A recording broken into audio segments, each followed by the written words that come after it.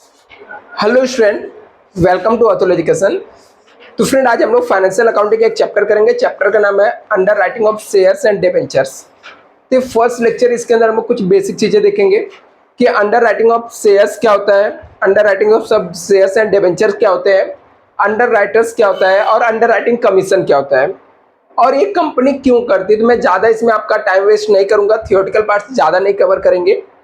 हाँ, मैं आपको बेसिक इतना बताऊंगा कि जितना एग्जाम में आपको 15 से 20 मार्क के इसके थियरी यदि आपको आते हैं, 10 मार्क के थियरी आता है या 5 मार्क का थियरी रहेगा, तो उसको आप अटेम्प्ट कर सको। इस टाइप के आपको थोड़ा बहुत इसके बेसिक नॉलेज देता हूँ, जिसकी वजह से आप लोग थोड़ा बहुत इसको अपने मन से आप लोग लिख सकते हो। इसके बाद नेक्स्ट वाले लेक्चर में हम लोग इसके अंदर यहाँ पर फॉर्मेट भी कवर कर लेंगे, क्योंकि जब थियरी क्वेश्चन पूछे जाते हैं तो आपको फॉर्मेट भी इसके लिख सकते हो। इसके नेक्स्ट लेक्चर में हम लोग प्रैक्टिकल सम सॉल्व करेंगे। तो पहले ये लेक्चर बहुत ही इंपॉर्टेंट स्टूडेंट, कुछ भी यहाँ पर मिस मत करना। जिनके 4 से 5 लेक्चर में चैप्टर कंप्लीट हो जाएगा और आपको एग्जाम में या तो 20 मार्क का या तो 10 मार्क के क्वेश्चन पूछे जाएंगे। अभी देखो यहाँ पर स्टूडेंट, चैप्टर का नाम है under writing of shares and debenture.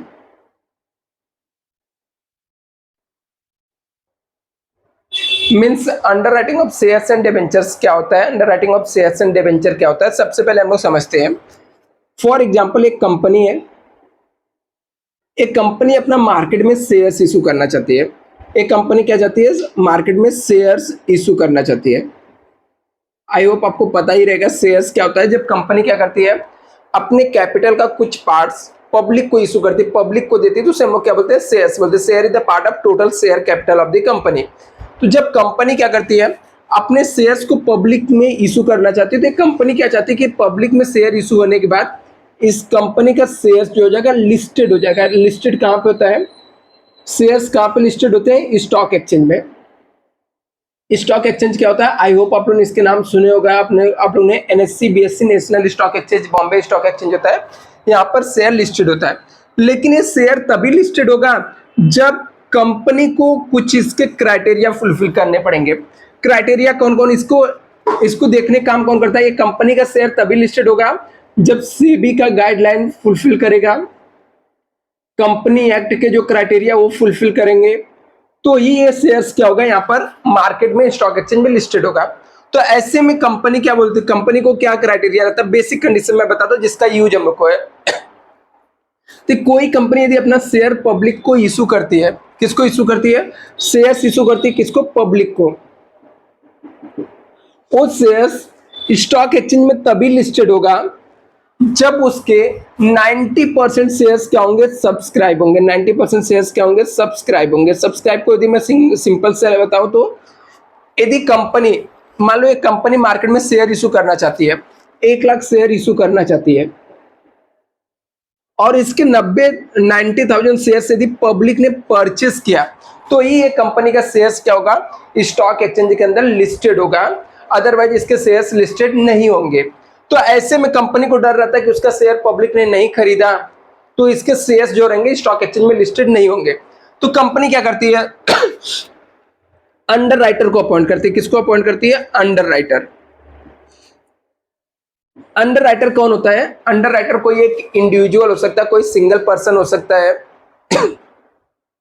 जैसे फॉर एग्जांपल ए हो सकता है, या कोई पार्टनरशिप फर्म हो सकता है, ठीक है, ए बी पार्टनरशिप फर्म हो सकता है, फर्म हो सकता है, या कोई इंस्टीट्यूट हो सकता है। कंपनी क्या करती है, इन लोग को अपॉइंट करती है। तभी स्टूडेंट एक लोग क्या करते हैं, ये लोग कंपनी को गारंटी देते हैं कि यदि आपका शेयर्स कोई नहीं खरीदेगा, मैं आप एक जो शेयर पब्लिक को इशू करना चाहते हो वो शेयर्स मुझे दे दो, मैं पब्लिक में इशू करूंगा। यदि आपका शेयर्स कोई नहीं खरीदेगा तो हम लोग खुद खरीद लेंगे। मतलब ये लोग क्या देते हैं, गारंटी देते हैं। तो जो लोग गारंटी देते हैं कि शेयर हम लोग खुद खरीद लेंगे, उसको हम लोग अंडर राइटर बोलते हैं। अंडर राइटर वो पर्सन रहता है जो क्या करता है, गारंटी देता है कि यदि पब्लिक ने शेयर नहीं खरीदा तो हम लोग क्या करेंगे, खुद खरीद लेंगे। एक बार इसे नोट डाउन कर लो स्टूडेंट। चलो स्टूडेंट, इसमें एक पूरा फॉर्मेट बेस्ड चैप्टर है। पहले मैं आपको बेसिकली एक बार इसको समझा देता हूँ कि फॉर्मेट आपको कैसे याद रह सकता है। यदि इसका कॉन्सेप्ट पता रहेगा तो आपको फॉर्मेट याद रहेगा। तो मैं एक आपको एग्जांपल लेके यहाँ पे कुछ बेसिक चीजें आपको एक्सप्लेन कर देता हूँ।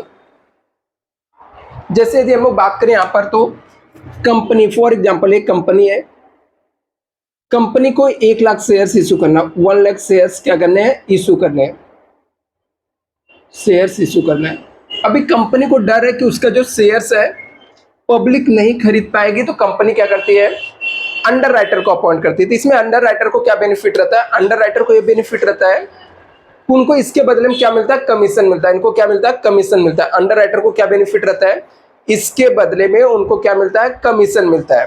तो यहाँ पर अंडर राइटर को मान लेते हैं कि एक कंपनी है, कंपनी ने 3 अंडर राइटर को अपॉइंट किया, ए को अपॉइंट किया, बी को और सी को। कंपनी ने बोला कि ए को बोला कि आप एक काम करो, 40% शेयर मेरा सोल्ड कर देना, बी को बोला 30% शेयर सोल्ड कर देना, सी को बोला कि 30% शेयर्स आप मेरा क्या कर देना, सोल्ड कर देना। ऐसा किसने बोला, कंपनी ने बोला। ठीक है, कंपनी ने क्या बोला कि 1 लाख शेयर्स है, 40% शेयर्स ए आप बेचना, बी को दिया 30% और सी को 30%। मतलब 1 लाख का 40% होता है 40,000 ए को मिला, बी को 30,000, सी को 30,000, इतना शेयर्स बेचने के लिए दे दिया। अभी क्या करेंगे यहाँ पर, ए और बी सी क्या करेंगे, शेयर्स बेचेंगे, मतलब पब्लिक में बेचने जाएंगे। ये लोग कौन है, इंस्टीट्यूट है, जैसे बैंक हो सकते हैं, कोई फाइनेंशियल इंस्टीट्यूट हो सकता है, ब्रोकर हो सकता है, कोई भी हो सकता है। ठीक है, तो ये लोग पब्लिक, इन लोग का पब्लिक के साथ इंटरेक्शन बहुत अच्छा रहता है, पब्लिक के साथ अच्छा रिलेशन होता है। तो इन्होंने पब्लिक को बोला कि आप लोग आके ए कंपनी, मान लो एक कंपनी का नाम हम लोग लिख देते हैं टी लिमिटेड। ये लोग बोले कि टी लिमिटेड का शेयर मेरे पास है, टी लिमिटेड का, जिसको टी लिमिटेड का शेयर चाहिए वो हमारे पास आके अप्लाई करे।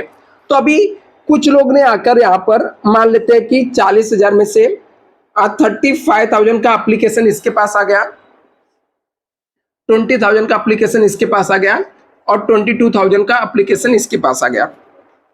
अभी इन लोग के पास एप्लीकेशन आ गया। कुछ लोग कंपनी के पहचान के थे या कंपनी के पास डायरेक्टली अप्लाई कर लिए। कुछ लोग ने क्या किया, डायरेक्टली कंपनी के पास एप्लीकेशन दे दिए। किसके पास, डायरेक्टली कंपनी के पास एप्लीकेशन दे दिए। कुछ लोग ने किसको एप्लीकेशन दिया, ब्रोकर को दिया। एप्लीकेशन किसको दिया, ब्रोकर को दिया। और कुछ लोग ने किसको दिया, कंपनी को एप्लीकेशन दिया। तो जितना ब्रोकर के पास एप्लीकेशन था, ये एप्लीकेशन ब्रोकर किसको देगा, अल्टीमेट कंपनी को देगा। लेकिन कंपनी को कैसे पता चलेगा कि कौन सा एप्लीकेशन ए का है, कौन सा बी का, कौन सा सी का। तो ये लोग ने क्या किया, अपने खुद के एप्लीकेशन के ऊपर स्टैंप लगा दिया। क्या कर दिया, स्टैंप लगा दिया, ए का स्टैंप, बी का स्टैंप, सी का स्टैंप। ये लोग ने स्टैंप लगाया और वो स्टैंप किसको दे दिया, टी लिमिटेड को, मतलब एक स्टैंप मार के कंपनी को दे दिया। ए ने भी अपना एप्लीकेशन दे दिया, बी ने भी दे दिया और सी ने भी दे दिया।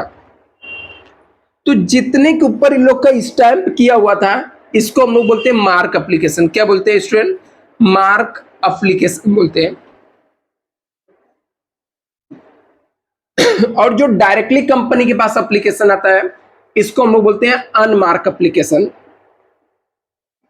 जो अनमार्क एप्लीकेशन रहता है, ये कंपनी क्या करती है, अल्टीमेट इसका जो बेनिफिट रहता है, ये जो इसके ब्रोकर रहते हैं उनको ही दे देती है, मतलब अंडर राइटर को मिलता है। जो डायरेक्टली एप्लीकेशन आता है वो कंपनी अपने पास नहीं रखती है, जो इसके अंडर राइटर रहते हैं उनको दे देती है। तो अभी कैसे इसको सॉल्व करना है, अभी हम लोग एक फॉर्मेट के थ्रू देखते हैं स्टूडेंट। यहाँ पर इसका फॉर्मेट क्या होता है,